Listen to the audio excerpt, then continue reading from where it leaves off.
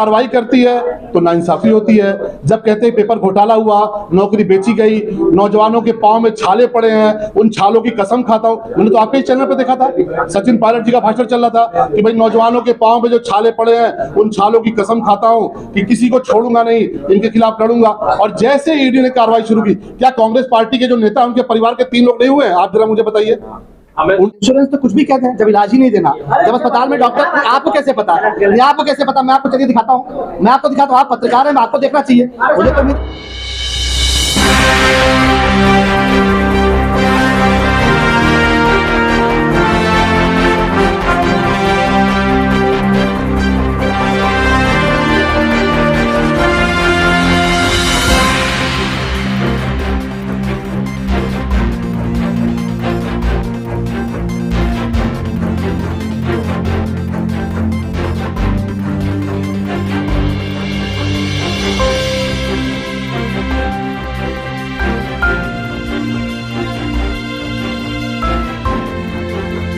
तो कुछ देर पहले हम सब टीवी चैनल्स पे और अखबारों में देख रहे थे, जो सोशल मीडिया पे देख रहे थे, तो ये पता चला कि कांग्रेस ने पिछले विधानसभा के चुनाव में 44 पेज का एक झूठ जनता के सामने छोड़ा था और इस बार 85 पेज का झूठ का एक पुलिंदा वो इस चुनाव में लेकर आए।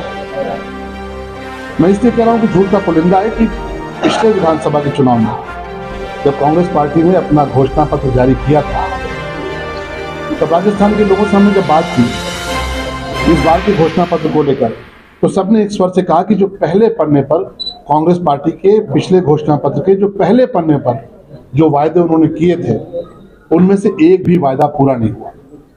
वो वायदा था किसान भाइयों से 27 विषयों को लेकर उन्होंने कहा था कि किसान भाइयों की स्थिति राजस्थान के भीतर हम सुधारेंगे, और उस 27 में 5 छोड़िए, एक वायदा भी अभी तक पूरा नहीं हुआ। और इसीलिए हम कहते हैं कि कांग्रेस पार्टी पिछले विधानसभा चुनाव में 44 पेज का झूठ का पुलिंदा लेकर आई थी, इस बार 85 पेज का झूठ का पुलिंदा लेकर आई थी।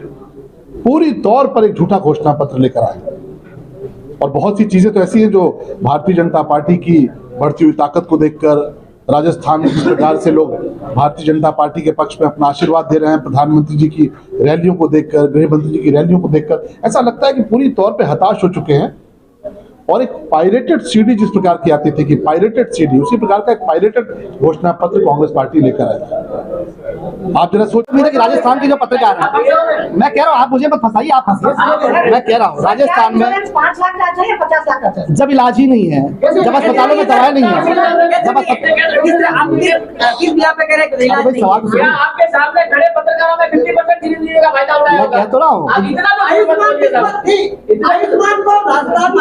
आयुष्मान योजना लागू है, बिल्कुल लागू है। आप आंकड़े बताओ कितने लोगों को हमने बेनिफिट मैं कहता रहा हूँ जो आप आयुष्मान, आप मुझे आप ये आंकड़े बताओ ना, 12 लोगों को बता रहे हो, लाखों लोगों को मैं कहता हूँ।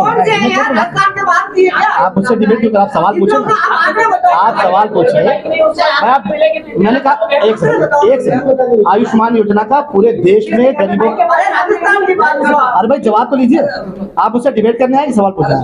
ऐसा लग रहा है कि ऐसा है नहीं, मुझे जवाब देने दीजिए। आप मुझे मत बताइए, राजस्थान नहीं पूरे देश में करोड़ों लोगों को आयुष्मान योजना का लाभ मिला है और राजस्थान भारत से अलग नहीं है। ये योजना प्रधानमंत्री श्री नरेंद्र मोदी, अरे भाई जवाब तो बोलने तो दीजिए। राजस्थान की बात करेंगे, आप क्या चाहते हैं, जवाब ना दीजिए मेरी बात। जवाब दीजिए।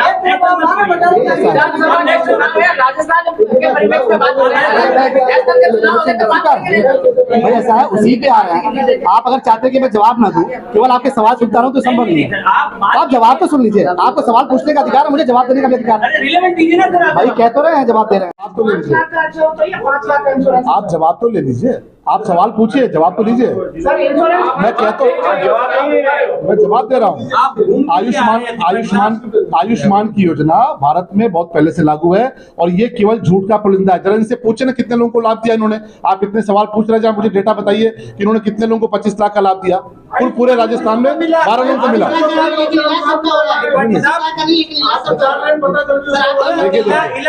बात कर रहे हो ना, वो ऐप आया है, वो ऐप चलता ही नहीं है। ऐसा नहीं, मैं उसका प्रत्यक्ष हूँ, मैं उसका प्रत्यक्ष हूँ। उसमें लिखा हुआ था राजस्थान के भीतर, राजस्थान में कितनी बड़ी संख्या में माताओं बहनों के साथ अत्याचार हुआ, किस प्रकार की घटनाएं हुई, किस प्रकार की हैवानियत हुई। आज वो कह रहे हैं कि सीसीटीवी लगाएंगे। अरे सीसीटीवी लगाने से क्या होगा? सीसीटीवी लगाने से क्या होगा जब आपकी नीयत अच्छी नहीं है? आप पुलिस फोर्स की बात करिए, आप जीप की बात करिए, कुछ भी लगाने से कुछ नहीं होने वाला।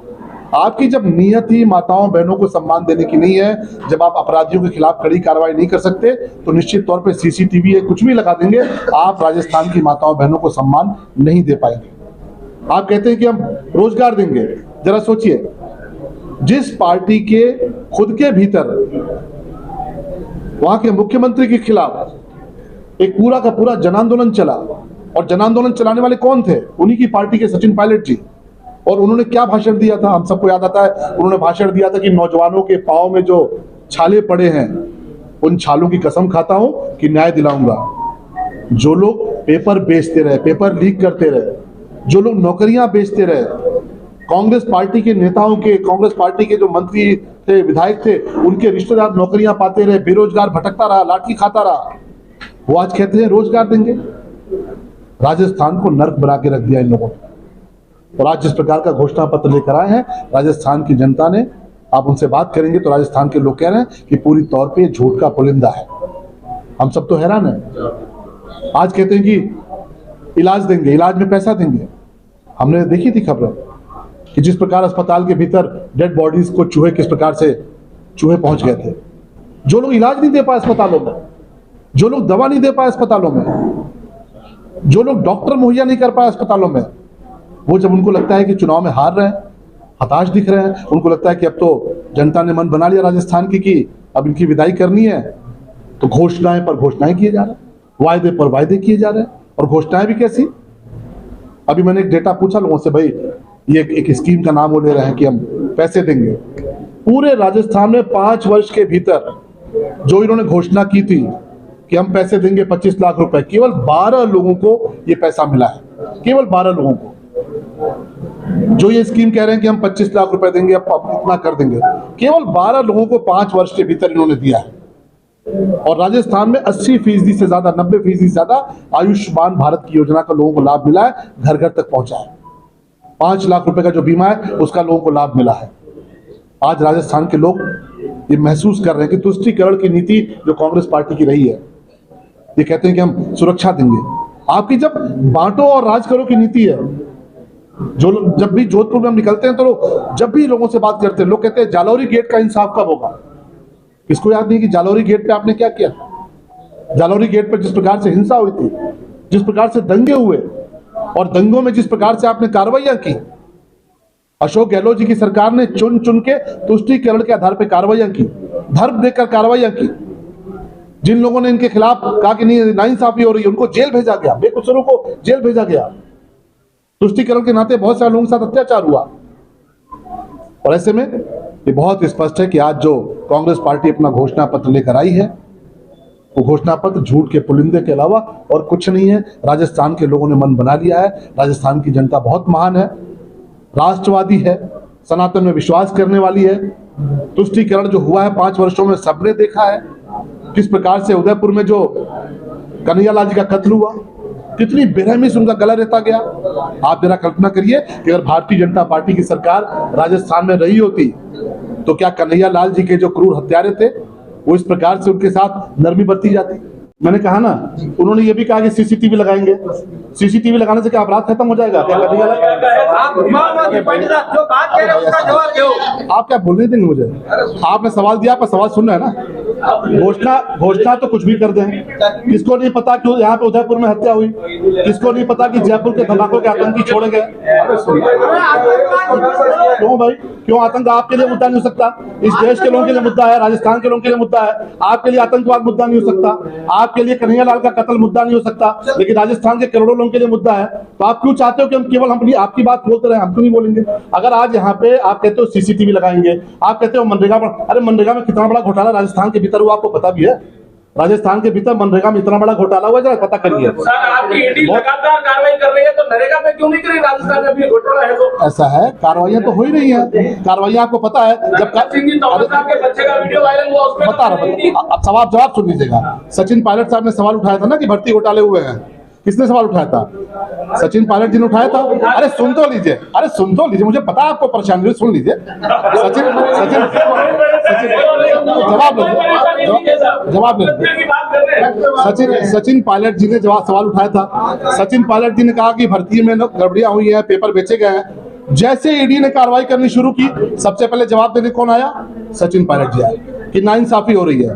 तो जब ईडी कार्रवाई करती है तो नाइंसाफी होती है।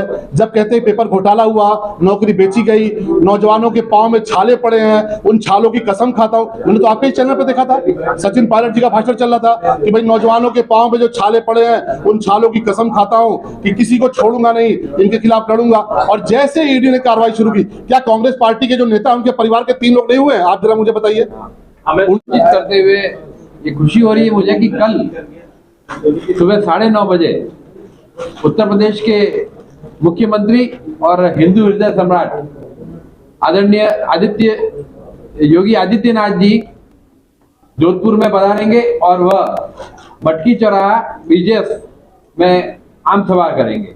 आप सभी पत्रकार बंधु भी वहां पर सादर आमंत्रित हैं। नहीं, रोड शो नहीं, सिर्फ आम सभा है। शहर जिले की पूरी सूचना है। आयुष्मान की योजना कोई आज लागू नहीं हुई है। आयुष्मान की योजना, मैं आ रहा हूँ उसी पे आ रहा हूँ।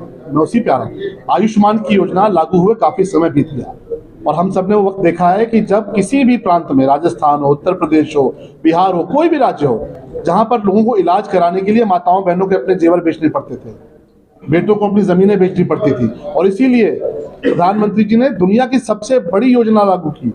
आज उस योजना को कॉपी करके अगर अशोक गहलोत जी कुछ बेहतर करना चाहते हैं तो वो कर सकते हैं, पर कर क्या रहे हैं? अब मैं तो कहता हूं कि जिस योजना की बात कर रहे हैं, पिछले 5 वर्षों में केवल 12 परिवारों को लाभ मिला उनका, केवल 12 परिवारों को।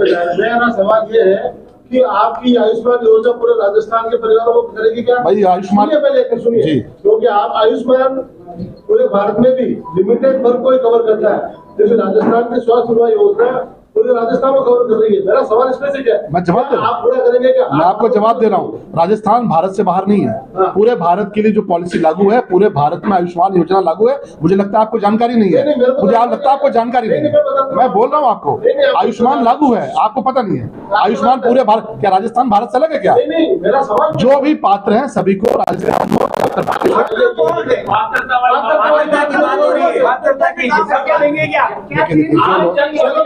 एक छोटी सी बात है जी कि आयुष्मान भारत उस आदमी को लाभ देता है जिसके घर में 2 रुपया वाहन नहीं होता है, उसकी पहली कैटेगरी है। दूसरी ओर राजस्थान के जो हेल्थ मॉडल है, उसके अंदर आप कोई भी आदमी, मतलब 1 करोड़ लोग उसके अंदर कवर्ड है। दूसरा 850 के पूरे लोग आयुष्मान से प्रावधान है। मैं ये जानना चाहता हूँ। मैं वही पूछ रहा हूँ कि ये जिस बात की कह रहे हैं, जिक्र कर रहे हैं, जिनके अस्पतालों में दवाएं नहीं है, जिनके अस्पतालों में डॉक्टर नहीं है, जिनके अस्पतालों में, हम सब तो हैरान है। जिस प्रकार से जयपुर में सीरियल धमाकों के जो आरोपी थे, जो आतंकी थे, उनको सरकार ने किस प्रकार से मदद की। क्या अगर भारतीय जनता पार्टी की सरकार रही होती तो जयपुर के बम धमाकों के आतंकी इस प्रकार आराम से बरी हो पाते? कभी नहीं हो पाते। और इसलिए अब चाहे अशोक गहलोत जी, चाहे कांग्रेस पार्टी कितना भी झूठ बोल ले, कितना भी वायदों की झड़ी लगा दे, कितने भी बड़ी बड़ी कस्में खा लें, राजस्थान के लोगों ने मन बना लिया है कि तुष्टीकरण करने वाली कांग्रेस की सरकार को उखाड़ फेंकना है। जालौरी गेट पे दंगे कराने वाली कांग्रेस की सरकार को उखाड़ फेंकना है।